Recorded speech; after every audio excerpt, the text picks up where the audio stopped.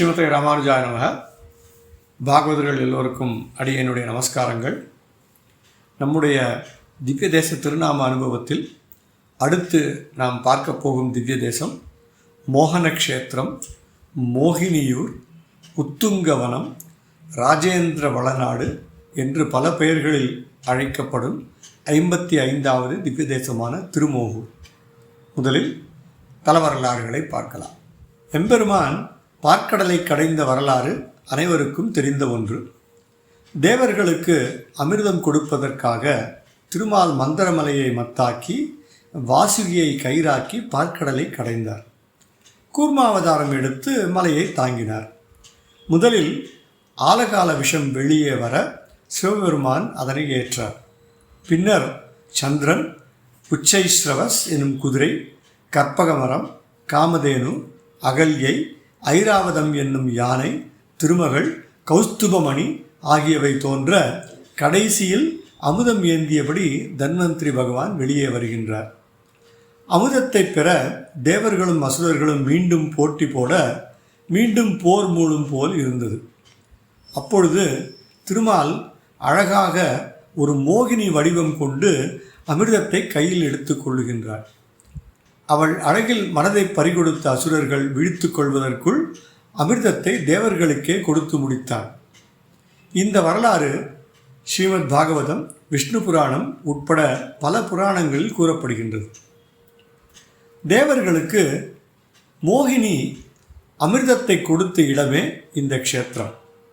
இதனாலேயே இந்த தலத்திற்கு மோகினி ஊர் அல்லது மோகினி க்ஷேத்திரம் என்ற பெயர் ஏற்பட்டது. இன்று பெயர் மாறி மோகூர் என்று அழைக்கப்படுகின்றது. தமிழ் மொழி வழக்கப்படி ஹ என்னும் வடமொழி எழுத்திற்கு பதிலாக க எழுத்து பயன்படுத்தப்படுவதால் இந்த ஊர் மோகூர் என்றும் அழைக்கப்படுகின்றது. மேலும் தாயாரும் மோகனவல்லி என்றும் மோகனவல்லி என்றும் அழைக்கப்படுகின்றார். தேவர்களின் வேண்டுகோளுக்கு இணங்க எம்பெருமான் இங்கே அர்ச்சாவதார வடிவில் இருப்பதாக வாக்களிக்கின்றார். அதனால் எம்பெருமான் இந்த தலத்தில் இருப்பதற்கென்றே இந்த திருக்கோயில், அதாவது கருவறை மற்றும் விமானம், தேவசிற்பி விஸ்வகர்மாவினால் வடிவமைக்கப்பட்டது. திருப்பார்கடலை கடையும் பொழுது அதிலிருந்து ஒரு துளி அமிர்தம் இந்த க்ஷேத்திரத்தில் விழுந்தது. அதுவே க்ஷீராப்தி புஷ்கரிணி ஆயிற்று என்று மத்ஸ்ய புராணம் கூறும். அடுத்த சரித்திரம். புலஸ்தியர் என்னும் முனிவர் எம்பெருமானை நோக்கி தவம் இருக்கின்றார். பெருமாள் பார்க்கடலை கடைந்த கோலத்தை காண வேண்டும் என்று கேட்க எம்பெருமானும் அவ்வாறே முனிவருக்கு காட்சி அளிக்கின்றார். மேலும் குழந்தை பேரில்லாத முனிவருக்கு விஸ்ருவர் எனும் மகன் பிறக்கவும் அருள் புரிந்தார்.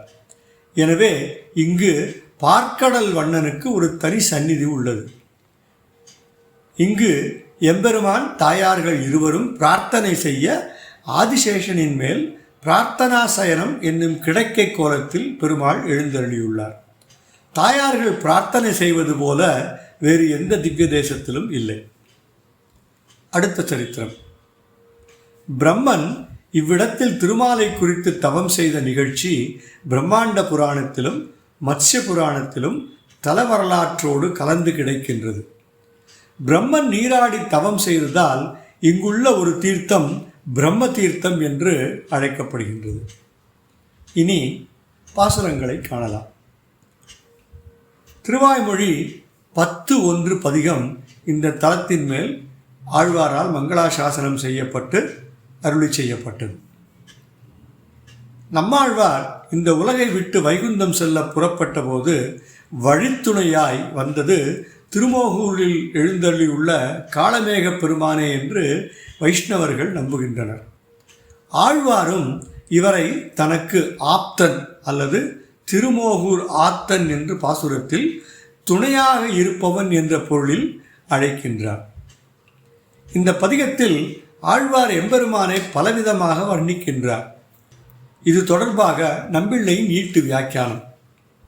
முன்பு அரசர்கள் பயணம் செய்யும் போது வழியில் முன்னே குளிர்ந்த நீரை தெளித்து கொண்டு செல்வது போலே நம்மாழ்வார் செல்லும் பொழுது காளமேகம் தனது பேர் அழகாகிய அமுதத்தை, அதாவது நீரை தெளித்து கொண்டு சென்றது என்று கூறுகின்றார் நம்பிள்ளை.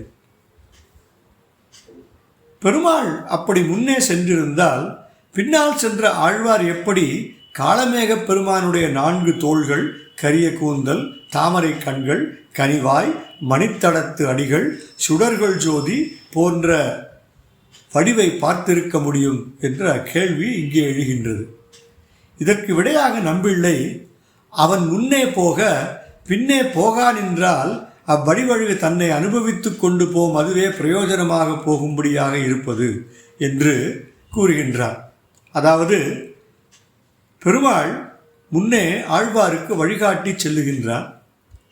நம்மாழ்வார் மீதுள்ள எல்லையற்ற அன்பினால் அவ்வப்பொழுது ஆழ்வார் தம்மை பின்தொடர்ந்து வருகின்றாரா என்று திரும்பி பார்த்து உறுதி செய்து கொள்கின்றான்.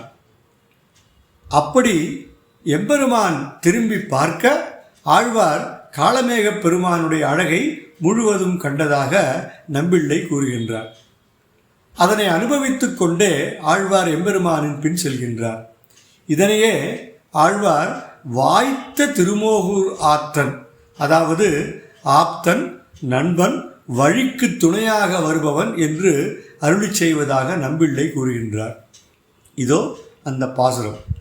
கூத்தன் கோவலன் குதற்று வல்லசுரர்கள் கூற்றம் ஏத்தும் நங்கட்கும் அமரர்க்கும் முனிவர்க்கும் இன்பன் வாய்த்த தன் பனை வளவயல் சூழ் திருமோகூராத்தன் தாமரை அடியன்றி மற்றிலம் மரணே.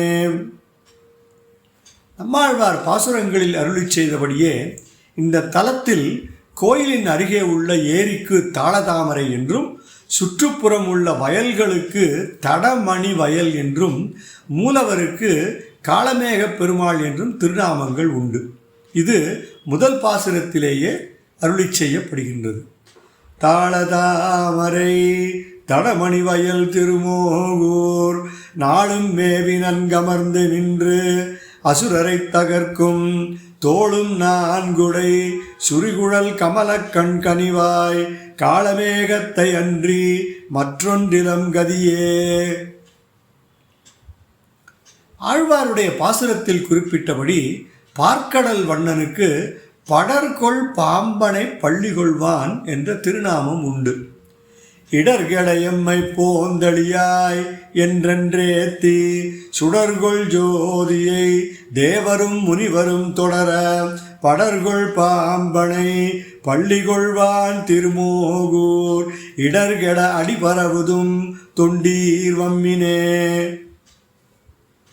மேலும் இந்த தலத்தில் உற்சவருக்கு பதிகத்தின் பல பாசுரங்களிலிருந்து திருநாமங்கள் உண்டு. குறிப்பாக ஒவ்வொரு பாசுரத்திலும் ஒரு திருநாமம் குறிப்பிடப்படுகின்றது. இவ்வாறு வேறு எந்த திவ்ய தேச பெருமாளுக்கும் இல்லை.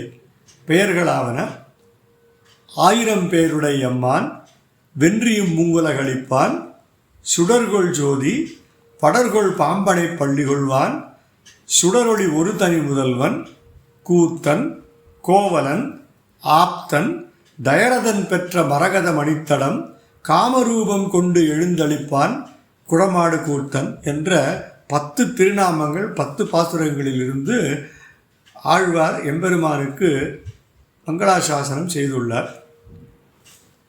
மேலும் இந்த தலத்தின் மீது உங்களுக்கு ஏதாவது திருநாம அனுபவம் இருந்தால் அடியேனுடன் பகிர்ந்து கொள்ளவும். அடியேன் தாசன். ஸ்ரீமதே ராமானுஜாய நமः.